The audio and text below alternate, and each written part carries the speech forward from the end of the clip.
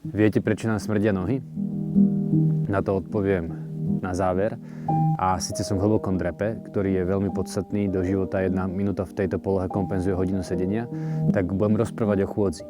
Chôdza je jeden z najzdravších pohybov, aký môžeme robiť. A pomáha nám znižovať riziko kardiovaskulárnych chorôb. Už iba 30 minút chôdze denne znižuje to riziko o 19%, čo je pomerne dosť. Tým, že sa hýbeme a chodíme, tak nie náročným spôsobom zaťažujeme náš pohybový aparát, kĺby a svaly a tým pádom ich nebudeme mať stuhnuté a vykompenzujeme zase to, že sedávame strašne často. Znižuje to stres, pobyt v prírode, alebo aj keď sa prejdeš po meste, ak máš rád mesto, tak je to perfektná vec na duševné zdravie. Je to absolútny reduktor stresu. Prejsť sa po prírode, prejsť sa po meste, prejsť sa tam, kde to máš rád.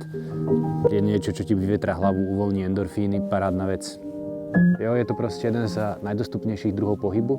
Není nejak fyzicky náročný, nie každý má úroveň na to začať s ťažkými tréningami, čiže toto je spôsob, ako páliť kalórie zdravo a bezpečne. No a na záver teda iba to vysvetlenie, prečo nám smrdia nohy. Je to tým, že rastú od ryti predsa.